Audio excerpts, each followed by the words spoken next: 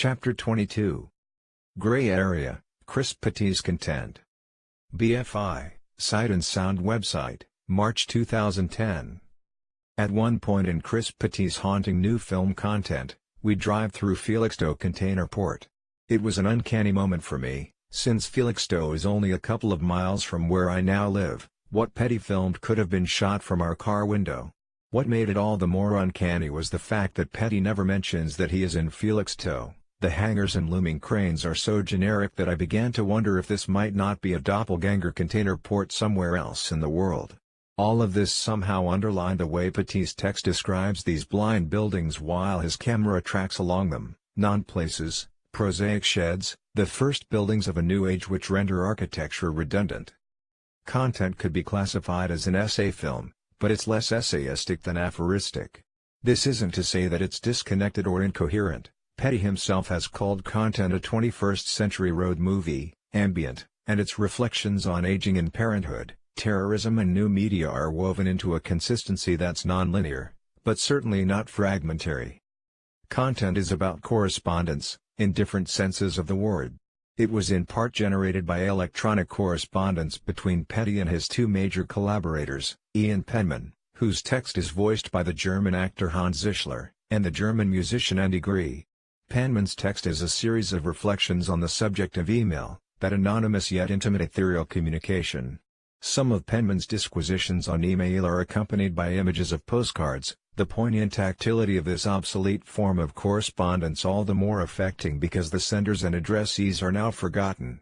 Gree, meanwhile, produces skeins of electronica that provide content with a kind of sonic unconscious in which terms and concepts referred to in the images and the voice track are refracted, extrapolated and supplemented.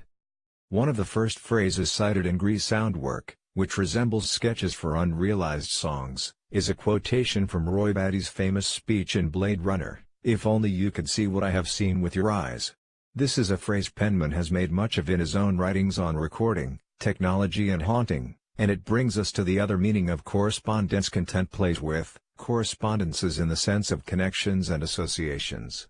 Some of these are underscored by Petty in his dryly poetic text, others he leaves the viewers to make for themselves.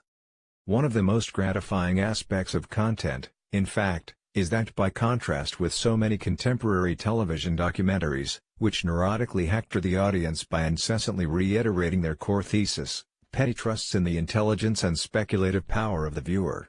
Where so much television now involves a mutual redundancy of image and voice, the image is slaved into illustrating the text, the voice merely glosses the image. Content is in large part about the spaces between image and text, what is unsaid in, and about, the images. The use of a German actor and musician and the many references to Europe in content reflect Petty's childhood which, as he describes in the film, was partly spent as a forces child in Germany. But it also reflects Petty's long-standing desire for some kind of reconciliation between British culture and European modernism.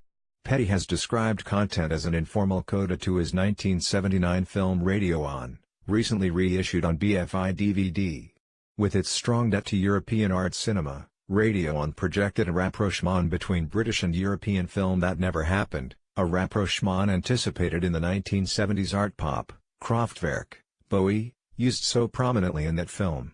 Petty imagined a British cinema that, like that music, could assert its Europeanness not by rejecting America, but by confidently absorbing American influences.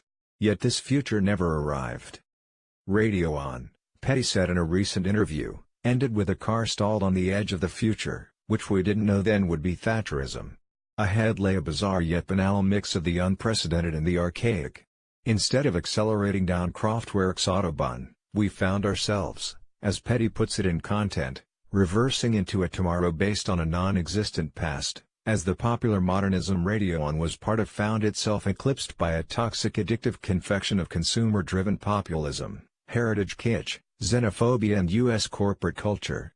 In this light, content stands as a quiet but emphatic reproach to the British cinema of the last 30 years, which in its dominant variants, drab social realism, faux gangster, picture book costume drama or mid-Atlantic middle-class fantasia, has retreated from modernity.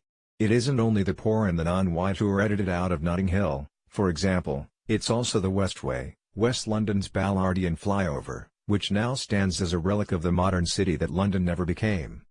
Yet content isn't just a requiem for the lost possibilities of the last 30 years.